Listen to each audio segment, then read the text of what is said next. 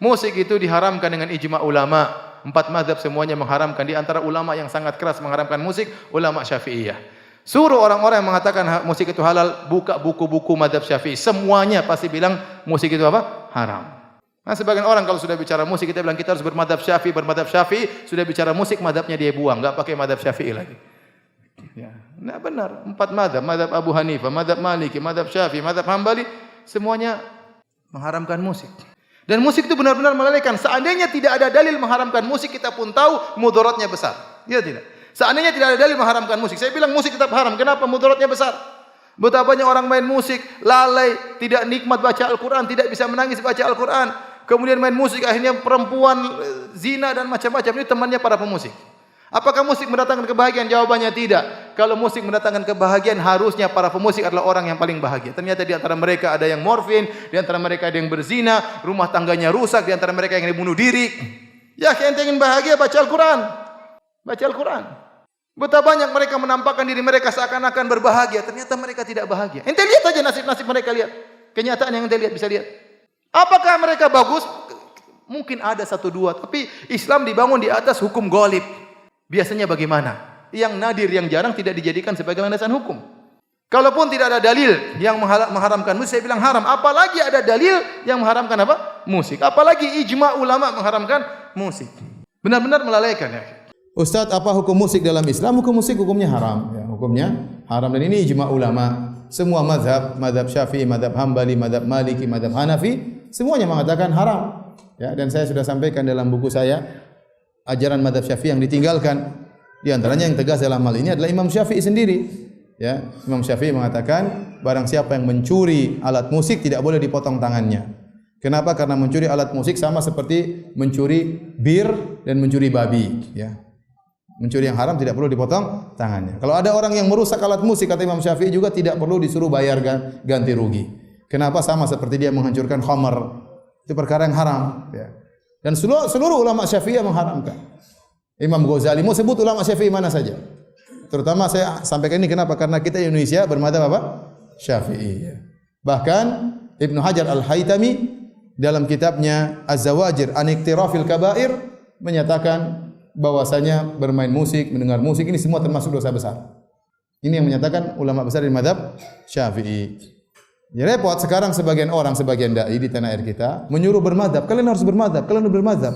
Begitu masalah musik dia lari dari mazhab. Beneran. Dia harus bermadzhab. Kalian mana mazhabnya tidak bermadzhab? Begitu masalah musik dia lepas semua mazhab. Ini hawa nafsu. Anda yang menyuruh bermadzhab, begitu masalah musik Anda kenapa tinggalkan mazhab?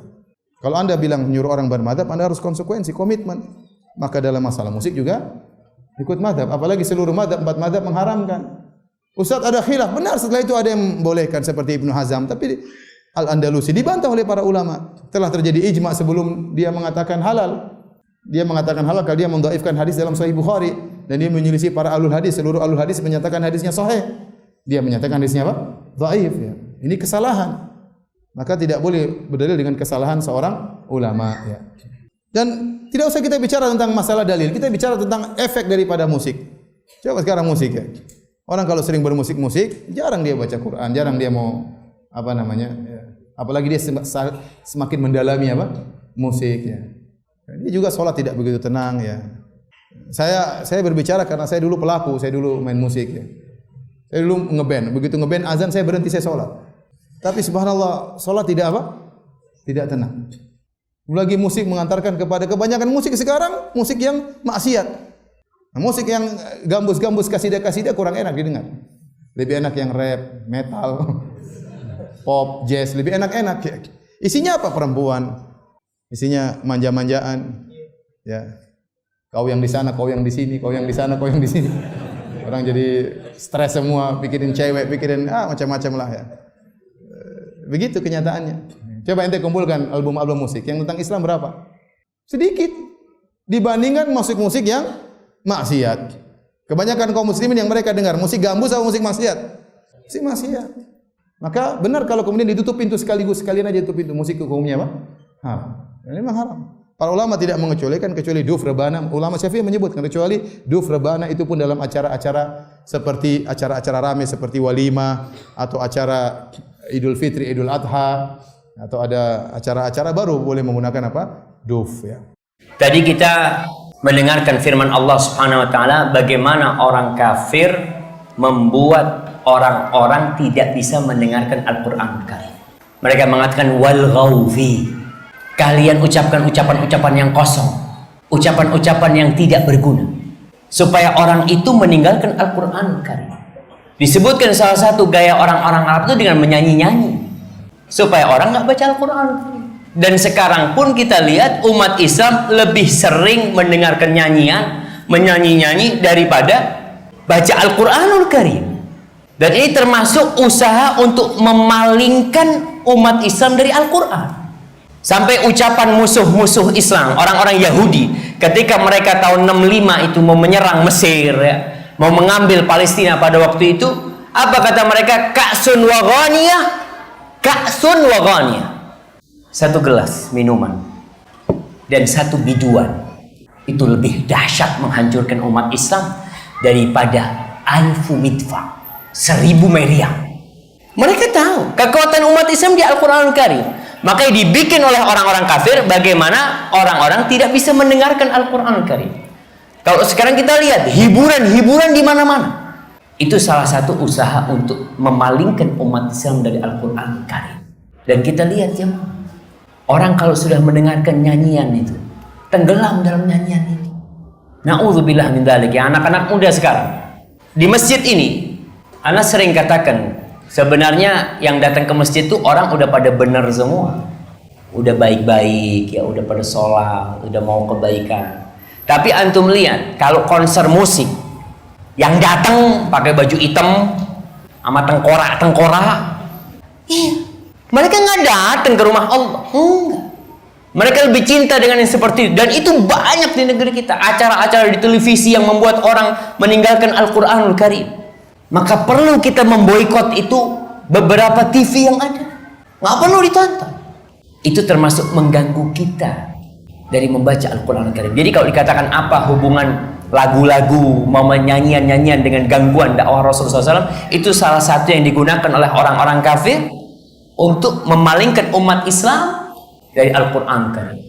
Dan kita harus belajar apa sih sebenarnya hukum musik dan lagu-lagu itu, supaya kita tahu jangan sampai anak Quran gak hafal. Sebagian anak-anak itu Masya Allah hafal lagu ini lagu itu, sampai ada orang tua dulu antum ingat ada lagu Cecak Rowo. Nah itu anak kecil-kecil pada hafal, bapaknya seneng, lihat anak-anak bisa, Masya Allah. Maka hati-hati jemaah, tolonglah orang tua berusaha untuk meninggalkan yang seperti itu. Kita lihat perjuangan Rasul SAW begitu dahsyatnya. Masa sekarang kita tinggal mengamalkan Islam itu berat banget, nggak perlu kita dipukulin sholat, nggak perlu. Tolonglah jemaah, tolong waktunya kita bangkit kembali. Alhamdulillah rumah-rumah Quran sudah banyak. Dulu nggak ada rumah Quran, tempat-tempat tahfidz nggak ada. Anak-anak di sekolah yang diajarin malah bagaimana anak itu pinter musik, ngaji nggak bisa nggak apa-apa. Yang penting bisa musik. Bahkan kesenian yang ada seperti itu di berbagai sekolahannya. Tapi anda mau sebutkan hadis-hadis yang sahih itu mana aja Ustaz? Udah disebutkan oleh Ustaz Ahmad pada waktu itu. Dan kalau hanya ada satu hadis yang sahih, kita harus taat nggak? Harus taat nih. Hadisnya sahih.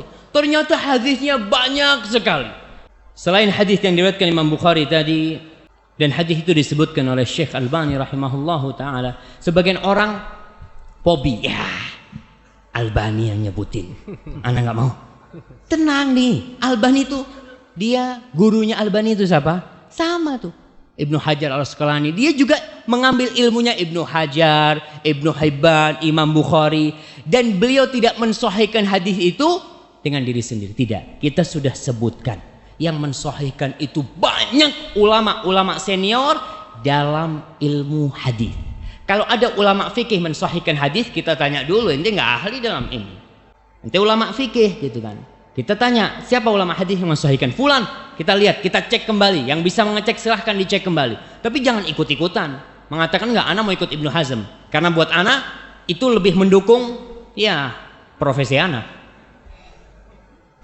Boleh mah gitu kan. Ini hadisnya jelas-jelas. Itu hadis yang pertama. Kemudian hadis yang kedua, Rasul sallallahu alaihi wasallam mengatakan sautani mal'unani fid dunya wal akhirah. Ada dua suara yang terlaknat di dunia dan di akhirat. Mizmarun 'inda ni'mah, suara seruling ketika dapat nikmat. Lagi senang-senang sama serulingnya. Warannatun 'inda musibah, dan merintih meratap ketika dapat musibah. Hadis ini diriwayatkan Al-Bazzar di Musnadnya dan disahihkan oleh para ulama. Kemudian hadis yang ketiga, Rasul sallallahu alaihi wasallam, hadis Ibnu Abbas mengatakan innallaha harrama alayya, sesungguhnya Allah mengharamkan buat aku, au harrama, atau Allah mengharamkan al-khamra, khamar minuman keras, wal maisir, dan judi. Judi semua sepakat haram, semua sepakat haram. Dulu di masanya orde lama, orde baru ya, masanya Pak Harto, ada sebuah judi terselubung namanya SB. Porkas. Singkatan apa tuh Porkas? Oke lah, itulah. Itu orang-orang kan sampai Pak Haji. Anda ingat waktu SD itu ngelihat ya orang pakai sarung, pakai kopiah, beli itu nomor. Nih, itu kan. Karena dia nggak tahu kalau itu ternyata judi, tapi karena terselubung orang mah nggak kebayang tuh judi. Kemudian wal kubah wa kullu muskin. Kubah ini adalah genderang. Apa namanya? Ana nggak tahu nama-nama alat musik itu apa yang bundar-bundar itu. Rebana. Hah? Bukan rebana. Gendang ya. Gendang lah. Wa kullu muskirin haram, dan semua yang memabukkan itu haram. Ini hadis diriwayatkan oleh Imam Ahmad dan Baihaqi dan disahihkan oleh para ulama. Kemudian hadis lain yang diriwayatkan dari Abdullah bin Amr bin As. Kita lihat nih, hadis-hadis ini bukan dari satu sahabat. Sehingga kalau dari satu sahabat kemungkinan masa yang lainnya nggak tahu. Ternyata hadis ini dari Abu Hurairah, dari Ibnu Abbas, dari Abdullah bin Amr bin As. Hadis itu dari banyak sahabat ujungnya. Sebagai pertanda di masa itu mereka berpendapat musik itu haram. Innallaha azza wa jalla, sesungguhnya Allah azza wa jalla harramal khamra wal maisra wal kubah wal ghubaira wa kullu muskirin haram. Sesungguhnya Allah itu mengharamkan minuman keras, maisir, dan kubah tadi, genderang itu, wal ghubaira. Ghubaira ini minuman keras yang terbuat dari jagung. Dulu ada orang yang ngomong, apa sih hukumnya minum air? Halal minum air itu. Kemudian makan kurma apa hukumnya? Halal. Terus kalau kurma campur air disimpan, kok bisa jadi haram? Karena jadi homer dia. Air sama kurma disimpan di satu tempat, di apa istilahnya? Difermentasikan. Dia ngomong, kok ente bisa ngomong haram? Ini kan cuma air, cuma kurma. Allah mengatakan, Rasul mengatakan, kullu muskirin haram. Semua yang memabukkan haram. Dalam hadis ini disebutkan, kubah, alat-alat itu ternyata haram. Biasanya nih, kalau kita lihat hadis-hadis ini nyampur antara minuman keras, judi, terus apa? Gendang. Kok dikumpulkan tuh? Biasanya memang berkumpul di dunia ini. Orang kalau main judi mesti ada musik tuh.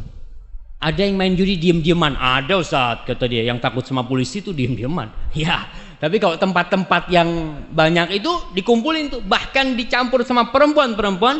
Na'udzubillah min dzalik. Dan bagaimana cara menghilangkan rasa kecanduan terhadap musik? Padahal ana sudah tahu hukumnya dari 4 imam. Mohon masukannya agar hijrah ana lancar. Jamaah, bicara hukum musik ini memang kita bingung kadangkala. Ana itu ketika di pesantren, kita itu diajarin main musik di pesantren. Makanya kemudian ana waktu kelas 6 di pesantren itu ada yang mengatakan musik haram. Wah, enak banget ngomong haram. Ana ngomong. Akhirnya ketika ribut sama teman, ana ngomong gini. Ini kan ada khilaf di antara para ulama. Ada yang mengatakan haram, ada yang mengatakan halal. Ana ikut yang halal aja lah. Subhanallah. Manusia itu ingin yang mudah. Tapi kalau antum lihat Bill Gates, jamaah, Bill Gates, dia cerita ana itu puasa mendengarkan musik selama 5 tahun agar bisa sukses usahanya. Ucapan ini menandakan musik ini melalaikan. Melalaikan. Kita ini hidup harus serius di dunia. Nggak main-main gitu. Sedangkan ini perbuatan yang melalaikan. Makanya kalau lihat ya orang yang kecanduan musik, sampai kadangkala yang konser-konser musik di mana-mana jamaah, orang hadir ya habis asar hadir, malam pulang mereka. Maka coba antum baca lagi bagaimana para ulama ussalaf memandang musik. Imam yang 4, Imam Syafi'i, Imam Malik, Imam Abu Hanifah, Imam Ahmad bin Hanbal. Memang ada satu ulama besar juga yang berpendapat musik itu halal. Yaitu siapa? Ibnu Hazm al-Andalusi yang dari Spanyol. Dia mengatakan itu. Dan ini yang menjadi rujukan orang-orang yang mengatakan musik itu nggak apa-apa.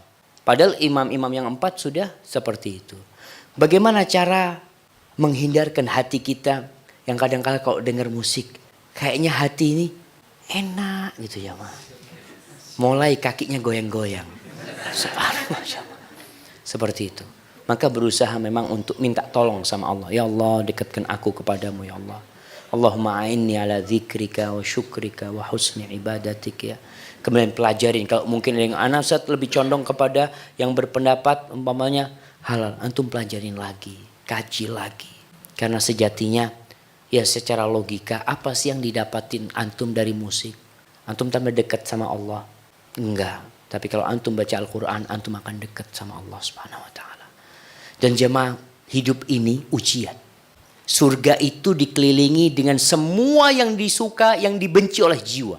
Jadi yang dibenci itu insya Allah jalannya menuju surga. Tapi kalau kita suka, jangan-jangan itu menuju ke neraka. Karena neraka dikelilingi dengan hal-hal yang disukai oleh jiwa kita.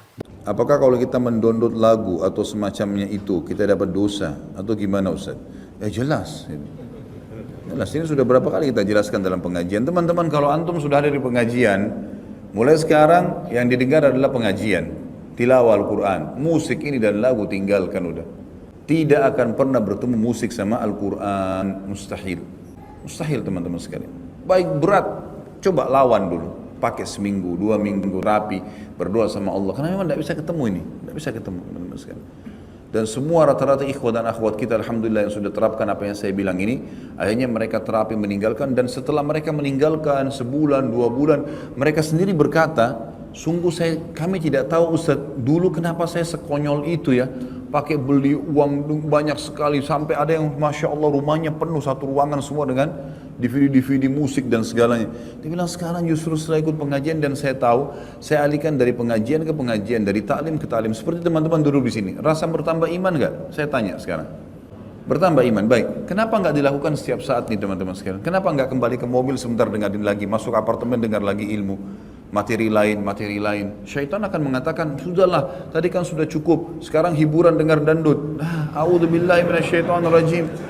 Enggak, saya mau materi lain.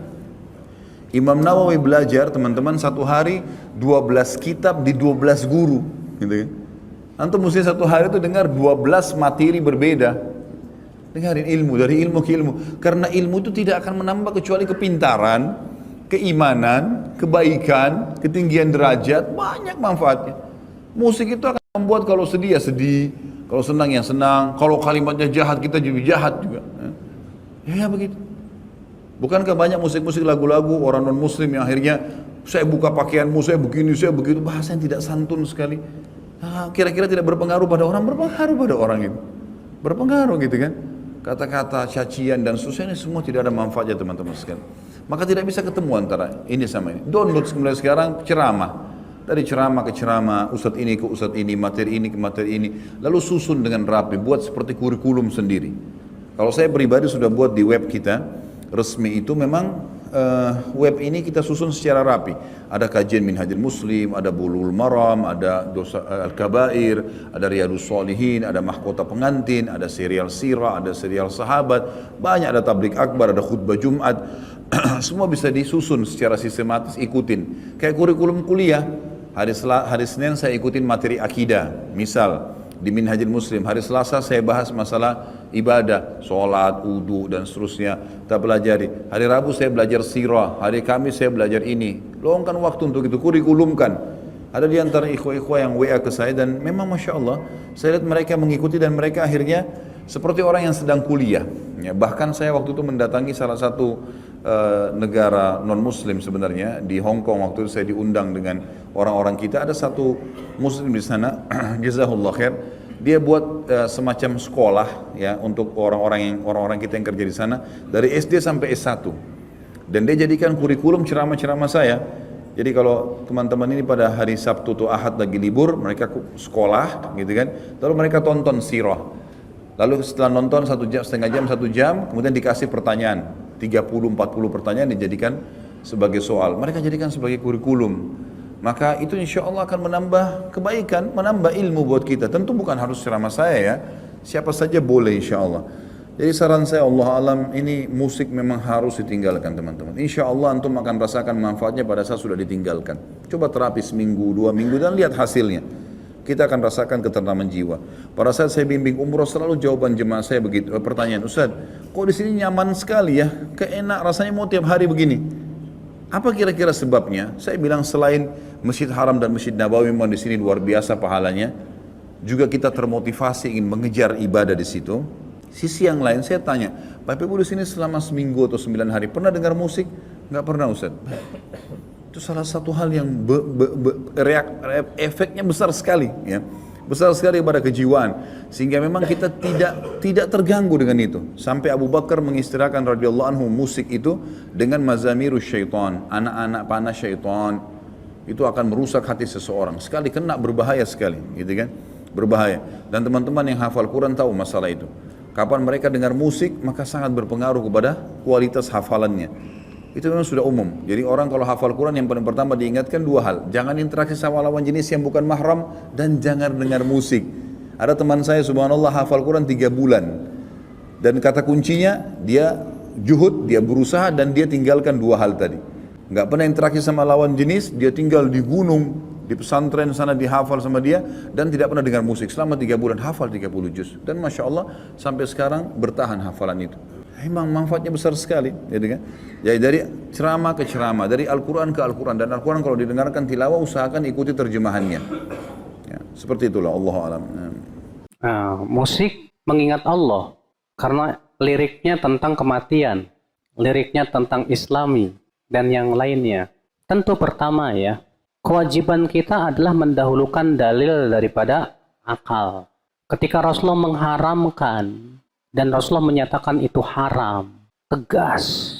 Nabi tidak pernah memberikan perincian kepada kita. Kalau musik ini buat yang liriknya Islami boleh. Kalau liriknya nggak Islami, isinya maksiat nggak boleh. Nabi mengatakan apa? Akan benar-benar ada dari umatku yang menganggap halal alat-alat musik. Tegas, mutlak. Kaidah usul fikih mengatakan apa? Sesuatu dalil yang sifatnya mutlak tidak boleh dibawa kepada keadaan tertentu kecuali dengan dalil. Dan tidak ada dalil. Yang kedua, kalau musik itu sudah diharamkan oleh Rasulullah, maka tidak boleh kita katakan ada musik Islami.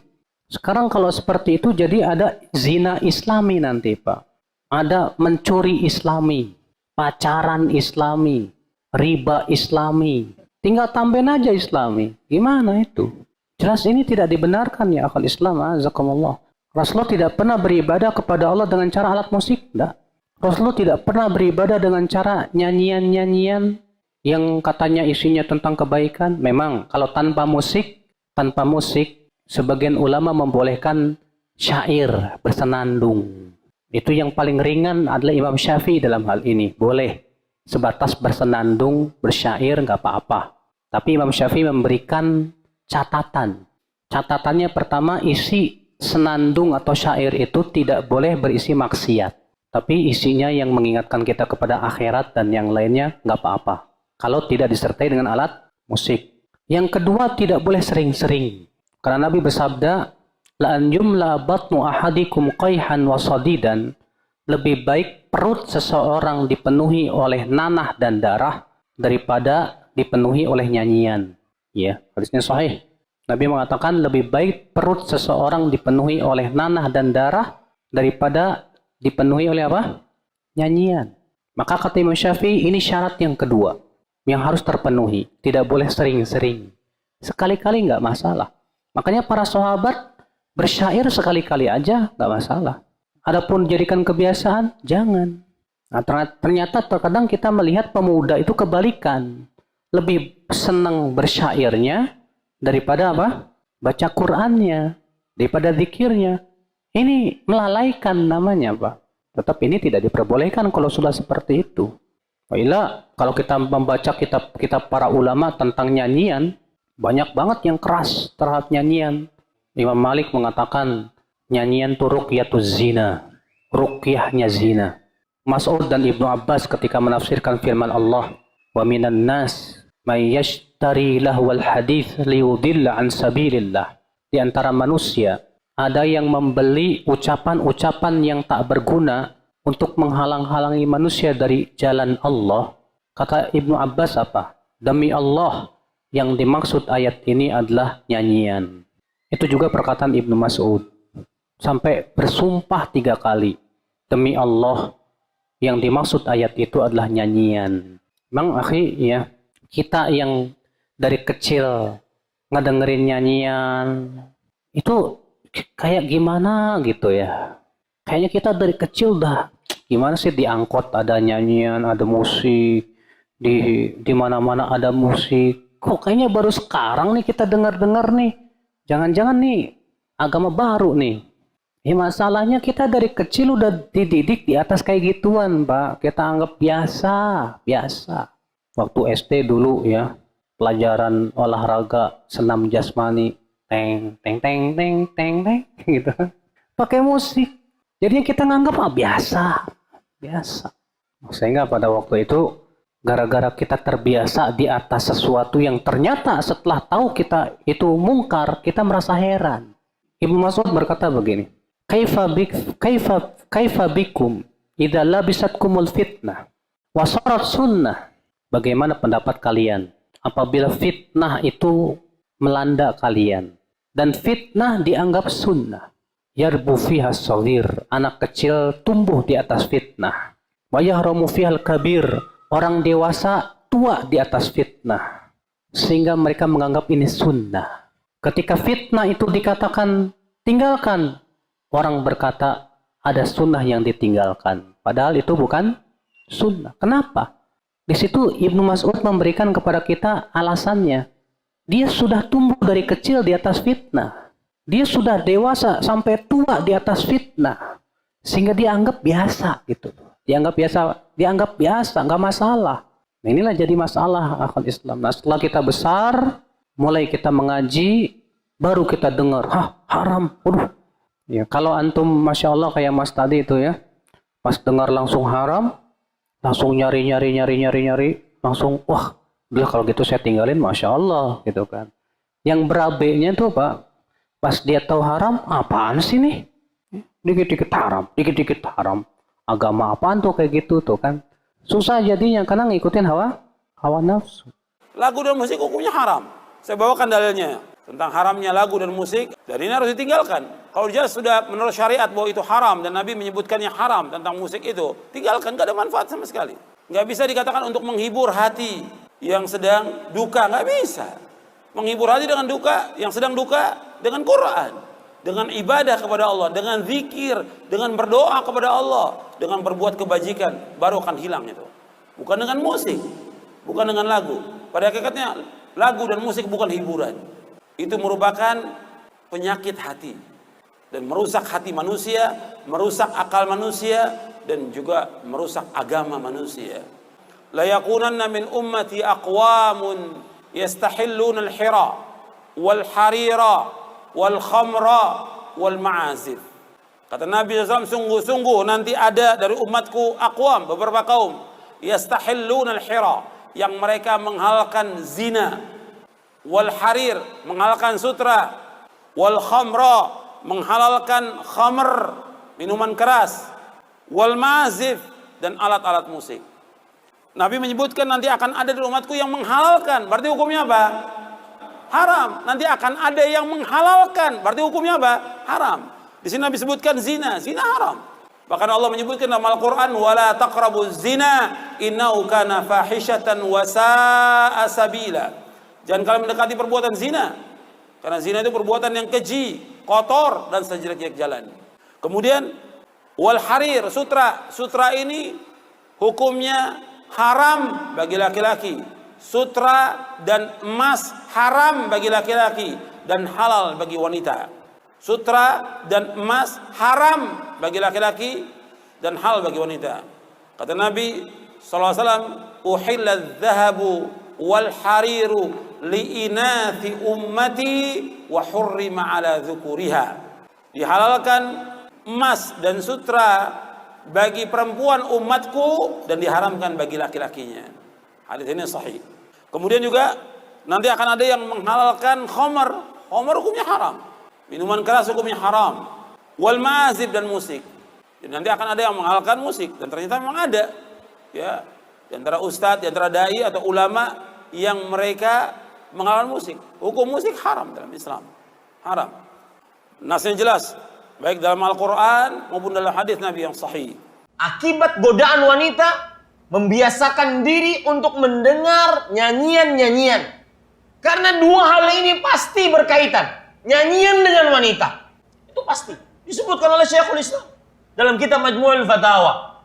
Bahwasanya innal khamra, inna al-ma'azib khamrun nufus. Alat-alat musik itu bagaikan pemabuk jiwa. Taf'alu bin nufus a'wama mimma taf'alu humayal kuus. Dia memperburuk diri lebih berat, lebih berbahaya dibandingkan diperbuat oleh gelas-gelas yang diisi oleh khamr. Artinya musik lebih berbahaya dibandingkan khamr, lebih memabukkan. Fa idza sukkiru bil aswat, jika mereka mabuk dengan suara-suara indah dari lagu-lagu tersebut, malu ilal fawahish, mereka condong kepada perbuatan nista, zina, kemudian hubungan yang haram dengan perempuan. Wa malu ila syirk, dan condong lagi kepada kesyirikan. Fahaula'i thalatha mawjudatun fi ahli sama'il ma'azib. Tiga hal ini senantiasa selalu ada di dalam orang-orang yang suka musik.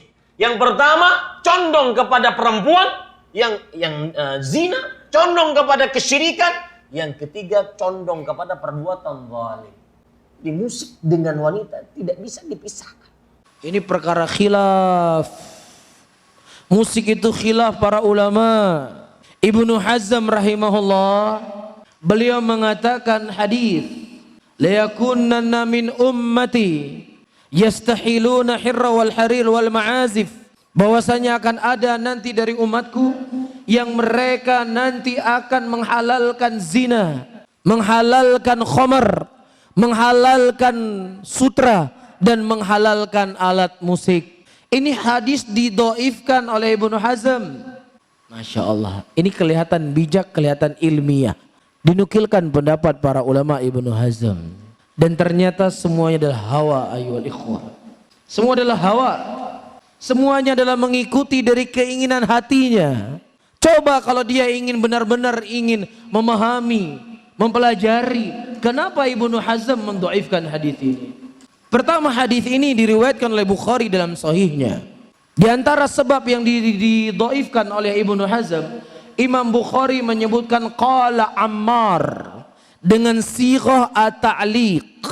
Jadi sighah ta'liq itu misalnya Bukhari berkata qala ya Malik rahimahullah kada wa kada. Kemudian dibawa hadis Rasulullah. Imam Bukhari kan tidak bertemu dengan Imam Malik kan? Ada syekh dan syekhnya baru sampai kepada Imam Malik. Berarti hadis ini terputus, munqati namanya, terputus. Nah begitu juga tentang hadis musik. Di situ Imam Bukhari menyebutkan qala, kata Ibnu Hazm, ini menjadi sebab dhaif. Tunggu dulu mas.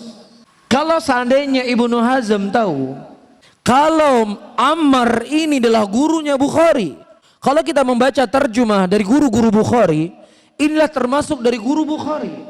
Dan ketika Bukhari mengatakan dengan qala, tidak menyebutkan telah mengkhabarkan kepada saya telah mendengar dari guru saya, ya. Ini tidak memudaratkan hadis karena itulah gurunya sendiri telah berkata guru saya. Dia mengatakan qala Ammar. Ammar itu gurunya. Kan berarti yuhmal ila sima. Itu dibawa kepada Bukhari memang langsung mendengar, tapi boleh menggunakan kalimat qala. Ini satu hal. Hal yang kedua, Ibnu Hazm mendhaifkan hadis tersebut karena di situ rawi ragu pendapat yang sahabat Rasulullah yang meriwayatkan dari Rasulullah itu terjadi keraguan. Ya, A atau si B. Jadi ragu sahabatnya siapa? A atau si B. Dan menurut kaidah ilmu hadis tidak diketahui sahabat itu tidak memudaratkan hadis. Apakah hadis ini dari Abu Hurairah, apakah dari Bilal bin Abi Rabah, apakah dari Amr bin Yasir, apakah dari Abdullah bin Mas'ud, apakah dari Abdullah bin Abbas? Enggak dipermasalahkan karena semua para sahabat itu apa? Udul. Bisa difahami? Bisa difahami? Jadi secara kaidah ilmu hadis tidak ada hujah sedikit pun Ibnu Hazm mendhaifkan hadis dalam Sahih Bukhari. Lah apa Anda hujah Anda? Ketika Anda ditanya oleh Allah, kenapa kamu mendhaifkan hadis? Ibnu Hazm mendhaifkan. Sementara secara kaidah ilmu hadis Ibnu Hazm tidak punya hak mendhaifkan hadis ini. Bisa difahami? Dan kalau seandainya hadis ini dhaif, bagaimana dengan ayat tadi? Wa minan nasi may yashtara lahu wal hadis. Ada di antara manusia menggunakan alat-alat musik menghalangi manusia dari jalan Allah. Bagaimana dengan hadis Rasulullah? Sayati fi akhir zaman qasafun wa qadhfun wa maskhun. Akan datang nanti di akhir zaman, kata Rasulullah, ada orang-orang yang mereka ditenggelamkan ke dalam tanah. Terjadi enggak? Ada di akhir zaman, kata Rasul, orang-orang kan ditenggelamkan ke dalam tanah. Dulu kami di Aceh, sebelum terjadi tsunami, enggak ada pikiran datang ombak laut ke daratan. Enggak ada pikiran. Setelah terjadi tsunami, akhirnya banyak masyarakat Aceh cari rumah yang jauh dari laut, arah yang lebih tinggi, supaya kalau datang tsunami aman. Hari ini Allah nampakkan datang tsunami tanah. Ketika Allah sudah berkehendak, apapun akan terjadi. Wa ma nursilu bil ayati illa takhwifa. Dan tidaklah kami mengutus kepada mereka ayat, kata Allah. Ayat, tanda-tanda banyak. Jadi bukan tsunami saja yang bisa menghancurkan kita. Tanah ya menenggelamkan manusia puluhan ribu. Di Palu itu puluhan ribu yang tenggelam. Satu kampung saja 7.000 orang yang tidak melapor dianggap hilang, tenggelam. Itu satu kampung. Dan terjadi manusia masuk dalam tanah 3 kampung. Puluhan ribu manusia hanyut dalam tanah. Berapa waktunya? Tidak sampai 1 menit, 38 detik.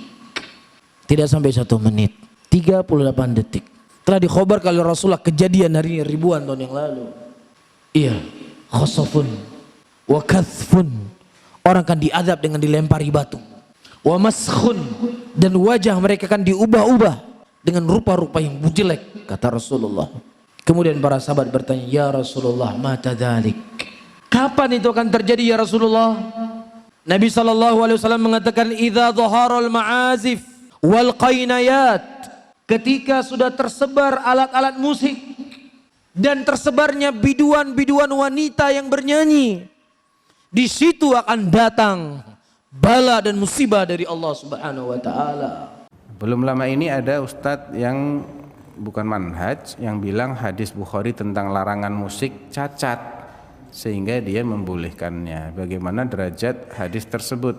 Ya, ini bukan pendapat baru. Ini sudah pernah disuarakan sejak ratusan tahun yang lain.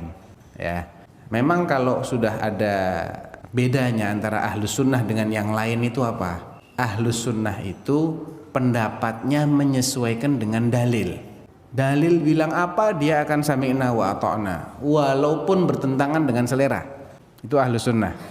Jadi pendapat dia ini menyesuaikan dalil.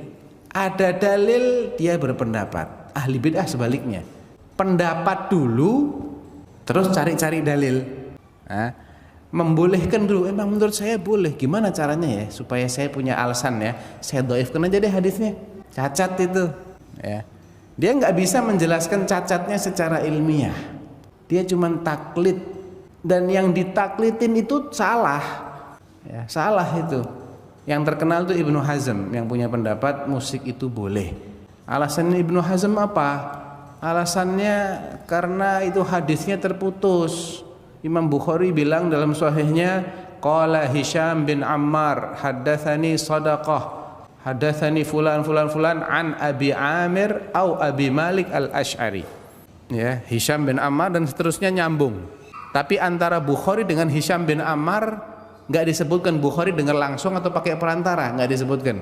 Padahal Hisham bin Ammar ini salah satu gurunya Imam Bukhari. Ya, cuman ketika menyebutkan hadis ini Imam Bukhari nggak bilang hadatsani atau akhbaroni, nggak bilang gitu. Kalau hadatsani jelas fulan mengabarkan kepada saya, menceritakan kepada saya. Kalau di sini dia cuma bilang Hisham bin Ammar bilang dia dapat berita dari sodakoh dari fulan dari sahabat Nabi bahwa Nabi bilang di akhir zaman akan ada suatu kaum di antara umatku yang akan menghalalkan zina, khamr, sutra dan musik. Al-hadis. Artinya tadinya haram, dianggap halal. Ya. Ini dianggap cacat. Terus kalau cacat emang cuman ini dalilnya. Ya, nah ini kan unik, ini parsial banget, berdalilnya itu parsial. Ini bukan satu-satunya dalil untuk mengharamkan musik, bukan. Itu pun kalau dia hanya melihat sanadnya Imam Bukhari yang dianggap tidak nyambung tadi. Ternyata hadis ini juga diriwayatkan oleh Imam Al-Baihaqi dengan sanad bersambung, tidak ada masalah. Bahkan Ibnu Hazm sendiri yang menganggap cacat hadis itu, dia sendiri dalam kitabnya yang lain kontradiksi. Nah, kontradiksi itu canda orang pendapatnya nggak benar. Kalau pendapatnya benar nggak boleh kontradiksi. Dia bilang apa? Seorang perawi ketika dia ini bukan orang yang suka melakukan tadlis. Ya, ini saya harus jelaskan dalam pakai bahasa hadis. Mohon maaf kalau susah dipahami ya. Soalnya bagaimana derajat hadis tersebut. Kalau mau jawaban singkat hadisnya sahih, selesai. Gitu aja ya. Saya takut pusing tuh yang belakang ibu-ibu itu. Tapi intinya hadis ini yang mendhaifkan itu sudah dibantah oleh banyak ulama. Nah, itu pendapat yang tidak ilmiah. Karena Hisham bin Ammar itu gurunya Imam Bukhari, dan Imam Bukhari ini bukan seorang mudallis. Mudallis itu apa? Orang yang suka menyamarkan rantai periwayatan hadis. Contohnya begini. Anggap ana sebagai guru antum di sini ya. Antum semua murid ana. Ana menyampaikan kata-kata, antum dengar kan? Dengar. Taib. Suatu ketika ana buka kajian lagi di sini. Di masjid yang sama ini. Sebagian dari antum nggak hadir. Tapi orang sudah kenal kalau dia itu murid ana juga. Hanya saja dalam kesempatan yang kedua dia nggak hadir. Ketika dia meriwayatkan ucapan yang ana sampaikan pada majelis yang kedua, pakai perantara nggak dia? Pakai, dia nggak hadir kok. Nah, tapi dia nggak sebut siapa perantaranya. Kebetulan perantaranya itu murid ana yang hafalannya lemah. Dia tahu ini si fulan ini muridnya Ustadz, tapi dia dhaif nih. Kalau saya sebut, saya dengar dari si fulan, entar ketahuan hadis saya dhaif. Saya samarkan aja deh. Saya bilang dari Ustadz. Dari itu kan bisa langsung, bisa enggak, ya kan? Antum dapat kiriman duit dari siapa nih? Dari Ustadz. Emang Ustadz langsung ngasih? Bisa. Atau dia pakai perantara? Bisa juga. Kan nggak jelas nih ya. Orang ngiranya oh langsung, karena dia emang murid. Nah, itu namanya tadlis. Kalau dia suka begitu, maka tidak boleh kita hanya percaya ketika dia bilang fulan bilang begini, walaupun itu gurunya. Tapi kalau dia bukan orang yang dikenal suka begitu, tidak ada alasan untuk mengatakan ada sesuatu yang terputus antara si fulan dengan gurunya. Nggak ada alasan, karena dia bukan orang yang suka menyamarkan sanad hadis. Intinya begitu jawabannya. Baik, terkait musik telah datang satu ayat hadis Nabi, ucapan para sahabat, tabi'in, dan sepakat 4 mazhab. Anda mau masuk mazhab mana? Semua mazhab haram musik. Oh kamu ya Syekh Syafi'i lebih keruh lah masalah musik. Gitar, nyuka tobat, pecahkan, nggak boleh jual. Dan Imam Syafi'i. Adapun ayat, maka firman Allah dalam surah Luqman, wa minan nasi may yashtari lahwal hadithi liyudhilla an sabilillah. Di antara manusia ada yang memperjualbelikan, mempermainkan lahwal hadith, yang menjadi sebab manusia jauh dari jalan Allah. Abdullah bin Mas'ud bersumpah bahwa yang dimaksud dengan lahwal hadith adalah musik. Adapun hadith, maka hadith diriwayatkan oleh Abu Daud. Nabi bersabda, la yakunna fi ummati aqwamun yastahilluna al-hira wal harira wal ma'azif. Akan ada dari umat Islam nanti setelah aku meninggal dunia di zaman yang sudah jauh denganku, akan ada dari umat Islam, Nabi nggak menyebutkan orang kafir, dari umat Islam yang menghalalkan perzinaan. Yang dikira nggak ada loh. Saya pernah diberitahukan oleh seorang ustadz di sebuah tempat yang sekarang udah ditiadakan tempat itu, lokalisasi prostitusi. Tempat yang ma'ruf di Indonesia. Jadi di malam Jumat mereka PSK punya kajian malam Jumat. Yasinan, salawatan. Di antara yang disampaikan kepada mereka bahwa pekerjaan kalian ini bisa menjadi pintu surga dan bisa menjadi pintu neraka. Kalian bisa mendapatkan pahala dari pekerjaan ini dengan syarat ikhlas karena Allah. Hakikat ikhlas zina, ikhlas apa itu ikhlas? Tapi itulah ulama su. Kalau kalian ikhlas. Kedua, tidak mengambil suami orang. Yang ketiga, demi menyelamatkan diri kalian, keluarga kalian dari kelaparan. Yang keempat, bisa bersedekah dari uang itu. Mau orang tinggal si nyambut, kinang ayat dah nak tabah ayat ke hadis si nyambut Kan tambah mantap dong. Baru ustaz paling hikmah yang paling mengetahui perasaan umat. Inilah ustaz pemersatu umat.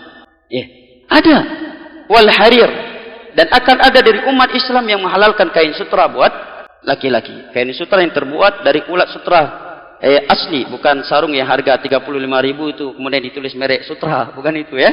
Baik. Dan wallahu alam, saya dan beberapa guru saya yang pernah melewati hadis ini seumur hidupnya belum pernah melihat kain sutra. Waktu itu Syekh Abdurrahman Al-Adi rahimahullah membahas hadis tentang kain sutra. Beliau menyebutkan siapa yang pernah melihatnya. Maka ada seorang menjawab, saya pernah melihatnya di Rusia. Waktu itu kurang lebih 20 tahun sebelumnya ketika dia mengucapkannya. Ketika dia mengucapkan hal tersebut. Dia pernah melihat di Rusia yang terbuat dari asli ya, dari ulat sutra. Wallahu alam. Orang-orang tua kita, orang-orang kaya Banda Aceh pernah lihat kain sutra asli? Ada di Indonesia? Kain sutra asli dari ulat sutra, Pak. Pernah lihat, Pak? Pernah, Pak. Berapa harganya? Itu kain yang luar biasa, ya. Tidak boleh dipakai oleh kaum laki-laki. Dan akan ada dari umat Islam yang akan menghalalkan musik, kata Nabi. Lah ustaz ini membolehkan kok musik. Ya, berarti ustaz tersebut masuk dalam berita Nabi tersebut. Dialah salah satu orang yang diberitakan oleh Nabi yang akan menghalalkan musik dari umatku. Para sahabat ijma, para tabi'in ijma. 4 mazhab sepakat haram musik. Hanabah dawali musiknya. Kalau belum bisa tinggalkan, istighfar, jangan mempermainkan hukum Allah. Istighfar kepada Allah, berdoa kepada Allah agar dibantu oleh Allah untuk meninggalkannya. Hukum Allah yang A tetap A walaupun kita belum bisa meninggalkannya. 4 mazhab sepakat haram. Oh ustaz, ini musik Islami. Kalau ada musik Islami berarti ada pula prostitusi Islami. Karena Nabi menyebutkan hukum musik berbarengan dengan zina. Oke, kalau demikian berarti boleh juga prostitusi Islami. Bagaimana Pak Ustaz prostitusi Islami? Tempat diskotiknya ditulis ahlan wa sahlan wa marhaban. Ya. Masuk solawatan dulu, malam Jumat yasinan. Diskotik Islami. Jadi halal berarti. Ya. Dan kira-kira andai kata para sahabat bernyanyi di masa itu, Abu Bakar, kira-kira lagu apa yang akan beliau nyanyikan? Kasidah, dangdut, rock, jazz, ataukah yang lain? Kira-kira apa jamaah? Pasti bukan seperti lagu masa sekarang. Pasti lagu-lagu yang bermanfaat, tapi diharamkan oleh Nabi. Dan tiada di antara mereka yang melakukannya. Apakah musik itu sudah ada di masa Nabi? Ada. Dan profesi menyanyi di masa Nabi adalah profesi yang sangat hina. Orang-orang merdeka tidak akan melakukannya. Jangankan manusia yang merdeka, budak sahaya saja tiada yang melakukannya kecuali budak sahaya yang wanita. Dan budak sahaya yang sudah berprofesi sebagai penyanyi di masa jahiliyah, di mata Abu Lahab CS, jadi jatuh harganya. Maka di dalam sebuah hadis yang diriwayatkan oleh Al-Imam Abu Daud atau di As-Sunan dari sahabat Imran bin Husain, Nabi menyatakan la yakunu fi hadhil ummah khasfun wa maskhun wa qadhfun. Akan terjadi pada umat ini hujan dengan benda yang keras, batu atau kain semisal dengannya. Akan terjadi di umatku nanti maskhun, perubahan bentuk. Dirubah bentuknya oleh Allah.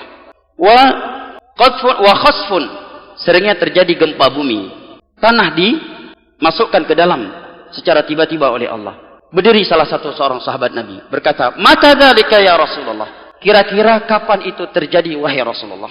Maka Nabi menjawab, "Idza dhaharatil qainat." Apabila sudah bermunculan biduan-biduan, wanita-wanita penyanyi. Para ulama yang mensyarah hadis ini menerangkan bahwa al-qainat di masa dahulu adalah budak sahaya wanita yang menyanyi. Kalau sekarang penyanyi menjadi profesi yang luar biasa. Di mana dia turun, fan-nya akan lari ngejar dia minta tanda tangan. Bapak ego lagi tanda tangan. Ya, tanda tangan di baju, tanda tangan di kopiah, ya, selfie bareng. Di masa jahiliyah, jangankan secara kacamata Islam, di mata Abu Lahab CS saja penyanyi itu cukup hina. Saking hinanya, budak sahaya saja tidak mau melakukannya, kecuali budak sahaya wanita. Dan kalau dia sudah berprofesi penyanyi, harganya turun di pasar. Hancur harganya. Ya. Harga di pasar, dia jatuh. Kata Nabi, kalau ini sudah tersebar, wasyuribatil khumur, khomar-khomar itu mudah didapatkan, wal ma'azif, dan tersebar musik di mana-mana. Tunggu 3 hal yang di atas tadi akan terjadi. Dan sebagainya sudah kita lihat. Bahkan semuanya sudah kita lihat. Serta kita rasakan jamaah. Banyak orang Islam, terutama awam kaum muslimin, itu sulit untuk memahami musik itu haram.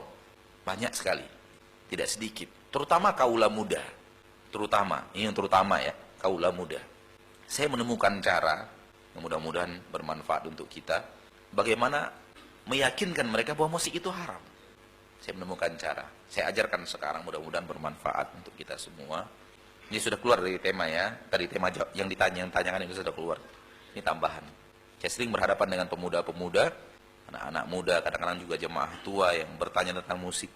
Jawaban kita seperti ini. Kalau masih ada di antara kita sekarang di sini yang belum paham bahwa musik itu haram, maka ikuti apa yang akan kita sampaikan berikut ini. Sekarang begini kita katakan kepada saudara kita itu. Sekarang kita pilah dulu.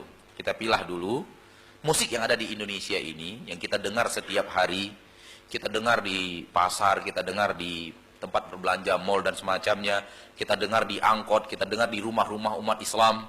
Mari kita presentasikan dulu. Berapa persen yang Islami, yang berapa persen yang tidak Islami? Kira-kira berapa persen? Yang Islami, yang bukan jumlah nominal, tapi yang terdengar di pasar, yang terdengar di angkot, yang terdengar di rumah-rumah, dikumandangkan oleh umat Islam gitu, sepanjang tahun. Berapa persen kira-kira yang Islami dengan yang tidak Islami? 25-75, artinya 25 yang Islami, 75 yang tidak Islami. Yang lain 10-90. Ada yang lebih bakhil? 5-95. Ya sudah, kita ambil yang tengah-tengah, nggak terlalu royal 25, tidak terlalu bakhil 2,5%, yang 10 lah kita ambil. Kita ambil yang 10 ya, kita pilah dulu. Yang sering terdengar, yang sering kita ucap, yang sering kita dihafalkan oleh masyarakat umat Islam Indonesia ini tentang musik itu kita ambil 10%, yang Islami 90%, yang tidak Islami, gitu ya. Baik, kita singkirkan dulu yang 10% ini. Kita bicara yang 90%, karena kita bicara yang mayoritas. Silakan tanya hati nurani Anda, mulai dari lirik lagunya, yang menyanyikannya, goyangan di panggungnya. Lalu jawab pertanyaan saya, kira-kira ini mengajak kita ke surga atau ngajak kita ke neraka? Jawab sendiri. Anda bisa menjawabnya, seminim apapun ilmu agama Anda bisa menjawabnya. Yakin.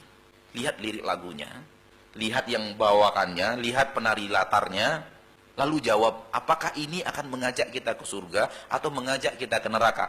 Hanya 2 tempat, mengajak kita ke surga atau mengajak kita ke neraka, nggak ada tempat lain. Subhanallah, mati kutu. Nggak ada seorang pun sampai sekarang ini, ketika ini kita sampaikan kepada mereka, tak ada seorang pun yang berani mengatakan mengajak ke surga. Tak seorang pun yang berani. Namun yang Islami bagaimana Ustaz? Tunggu dulu tuh. Kosek, sebentar. Kita tidak bicara 10 dulu, karena yang Anda lakukan itu yang 90 ini. Yang dilakukan umat Islam Indonesia itu yang banyak kita terjebak di dalam 10 ini. 90 ini kita bicara 90 dulu. Jangan mau dibawa ke 10 dulu. Karena 10 itu sarana untuk balik lagi menghalalkan yang 90. Kita bicara yang 90 ini. Membawa kita ke neraka atau membawa ke surga? Ke neraka. Haram? Anda yang menjawab haram? Haram Ustaz. Ya udah, sepakat kita haram. Lalu yang 10 bagaimana? Rasul tidak amalkan, jangan kita amalkan. Udah selesai. Ya, cukup. Karena mereka akan berdalih dengan yang 10 untuk menghalalkan yang 90. Ya, Rasul tidak pernah melakukan. Ya udah, tinggalkan. Jangan terlalu dibahas. Namun sepakat mereka untuk, ketika ditanya seperti ini, mereka sepakat untuk mengatakan jalan ke neraka. Liriknya masalah hubungan cinta sebelum pernikahan, ya kan? Penyanyinya perempuan, buka aurat dengan goyangan, belum lagi penari latarnya, belum lagi orang-orang yang di sekitarnya, belum lagi umat yang berkumpul tidak sholat zuhur, tidak sholat maghrib, belum lagi alkoholnya, belum lagi setelah itu perzinaannya. Gak mungkin seorang pun mengatakan ini halal. Lalu ada sebagian ustadz mengatakan nggak ada masalah. Itu hanya hiburan. Iya, hiburan syahwat. Hiburan syaitan. Setuju kita itu hiburan, tapi hiburan syaitan untuk syahwat kita. Kalau kita bicara tentang musik di dalam Islam, maka nggak perlu basa-basi.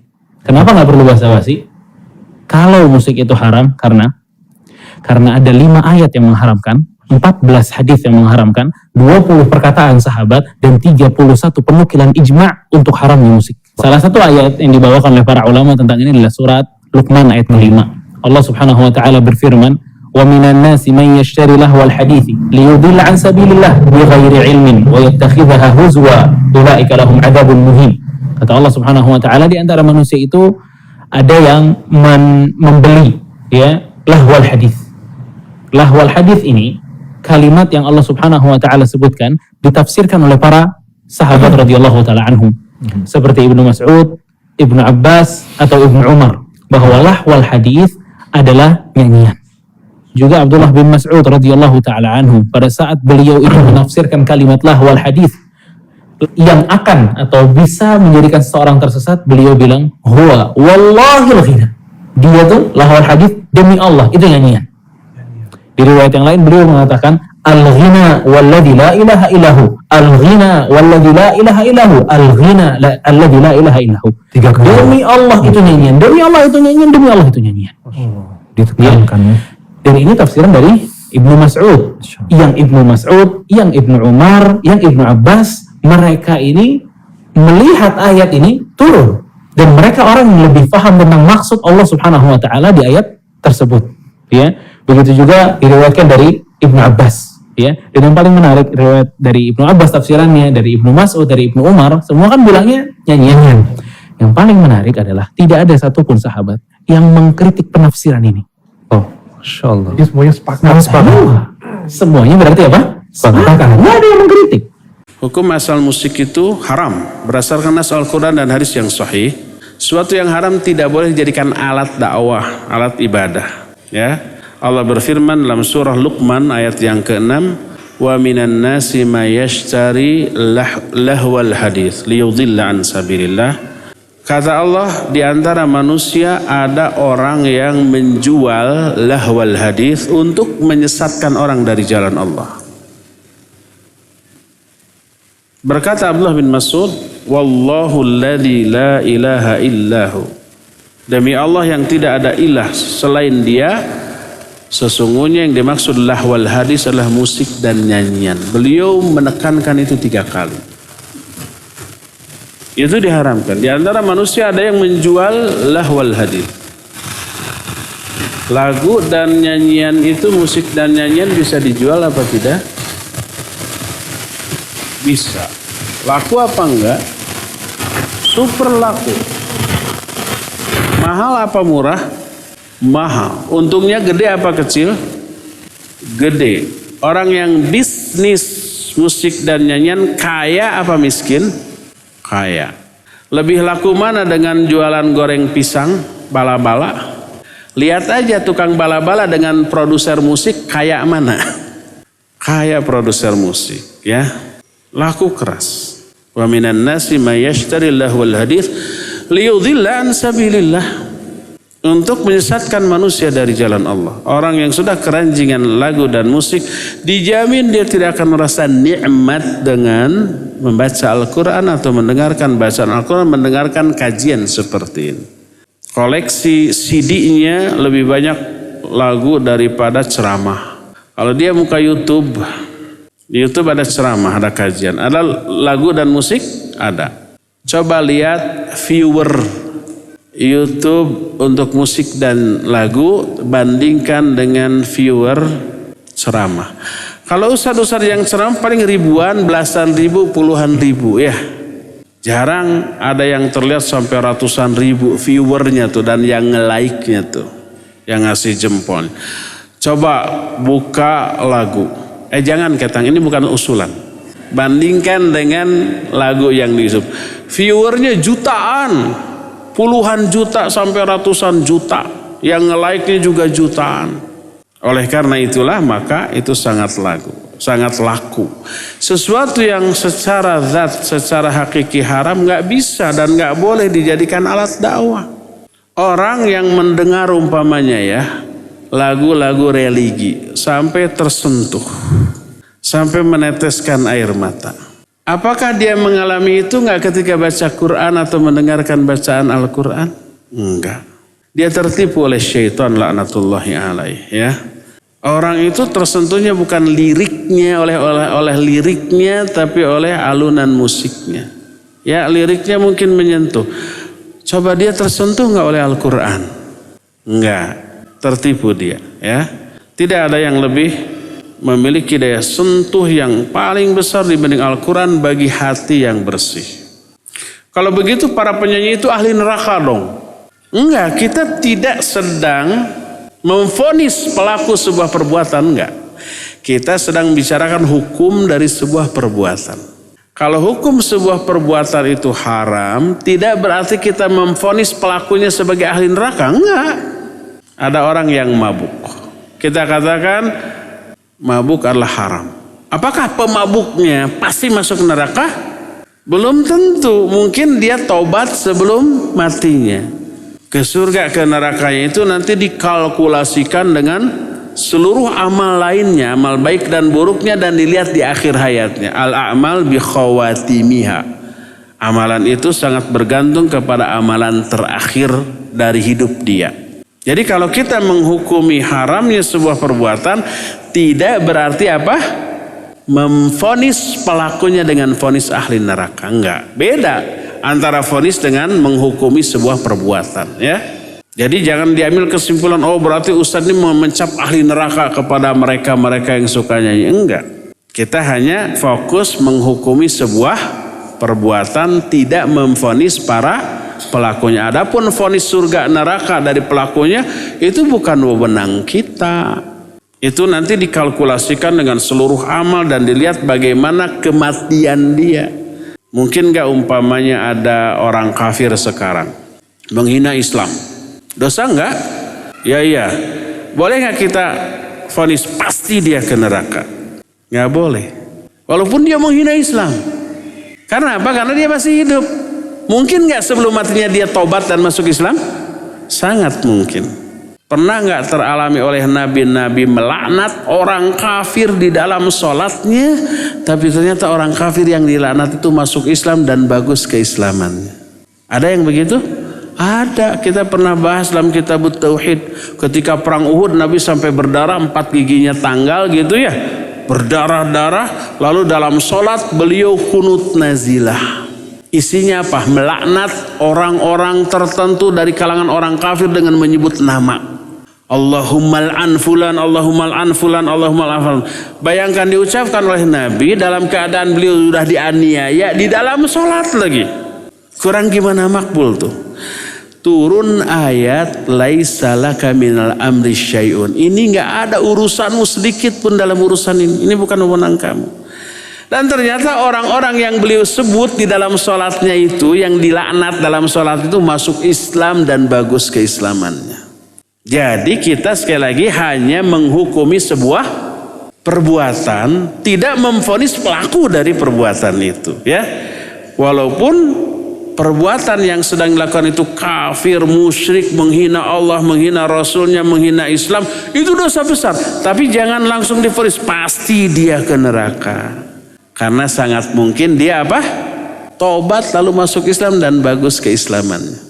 Konon di Eropa, di Belanda ada orang politikus yang mendagangkan kebenciannya kepada Islam. Dan itu laku loh. Kalau dagang kebencian kepada Islam di Eropa dan Amerika laku, pasti banyak pengikutnya. Dia hina Islam besar-besaran. Tapi kemudian dia masuk Islam. Dia nangis di depan Ka'bah tuh. Dengar nggak ceritanya di internet? Ya itu real, nyata. Ya. Jadi betapa banyaknya orang yang permusuhannya kepada Islam sangat besar, tapi kemudian dapat hidayah dari Allah dan masuk Islam dan menyesal sebelum kematian. Sekali lagi, yang kita bicarakanlah menghukumi sebuah perbuatan, tidak memvonis pelakunya. Sebab saya pernah di sebuah grup berbicara tentang haramnya nyanyi dan musik. Lalu ada yang menyerang, kalau begitu kamu ini memvonis ahli neraka kepada si fulan yang ustadznya besar, ustadznya berskala internasional, kamu bukan apa-apanya, gitu katanya. Jangan memvonis ahli neraka dong, gitu. Saya bilang nggak nyambung tuh. Yang kita bicarakan hukum sebuah perbuatan. Memang mau diputar kemana juga di Islam tidak ada musik. Ya, cuman udah terlanjur di dalam kehidupan ini musik menjadi bagian dari kehidupan. Ya, sekarang kalau antum bilang ke orang yang sedang asik dengar musik ini haram, tutup matiin, kesinggung dong. Justru dalam Islam ini ketika kita melarang, memberikan solusi. Nah, proses memberikan solusi ke seseorang ini nggak mudah. Karena banyak kok teman-teman yang penggila musik. Dulu nggak kita cutting musik haram dulu, bikin asik aja dulu. Setelah dia menemukan keasikan selain musik, hilang dengan sendirinya. Musik cuma masalah kebiasaan. Makanya di surat Luqman itu dikatakan wa minan nasi mayastari lahwal hadis. Ada sebagian manusia nanti ini yang menyukai perkataan-perkataan yang nggak ada manfaatnya, bikin orang cengeng. Ya. Sendiri megang gitar nangis sendiri gitu, ujung-ujungnya mainin rambut, betul ya. Makanya kalau dulu orang-orang Arab mengatakan kalau orang laki yang suka musik mukhonnas dibilangnya, agak ke bencong-bencongan, mukhonnas gitu ya, amrot. Pasti nanti mainin rambut, ngaca mulu. Orang laki jangan mainin rambut abang ngaca, jihad gitu loh. Orang laki mainin poni mulu, masya Allah. Emang masuk surga bareng poni kan kagak gitu loh. Bukan berarti nggak boleh pakai poni, itu kan kerjaan perempuan.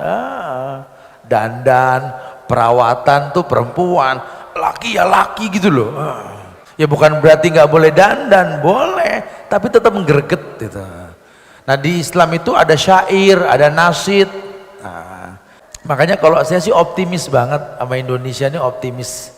Saya gembor-gemborkan di mana-mana, jangan banyak menghujat, jangan banyak berdemo. Sudah, negeri ini butuh suplai kebaikan. Ini suasana kayak begini, ini udah cikal bakal suasana zaman Rasul, di mana anak-anak muda nih asik dengan kajian. Insyaallah kita di Jakarta dengan Rabanian sebetulnya, mudah-mudahan Bogor dengan Jungle Land-nya nanti insyaallah nih ya. Mudah-mudahan seperti di Bandung di Al-Latif Sangintennya, Masya Allah, sampai anak-anak motor yang tadinya udah nggak bakal denger Quran sekarang biang keroknya pada tobat loh. Nggak apa-apa, mereka begitu dulu biarin. Kenapa emang? Antum jangan ngerusak suasana. Kalau menurut antum ini kajian encer, cari yang keras gitu loh. Kalau ini kita mau asik-asik dulu kok gitu loh. Nanti biar waktu yang menyempurnakan gitu loh. Sehingga nanti orang akan tahu iya ya. Karena kalau antum sedikit mau keluar negeri bergaul sama muslim di luar, itu macem-macem modelnya. Dan asik. Islam tuh good looking gitu loh.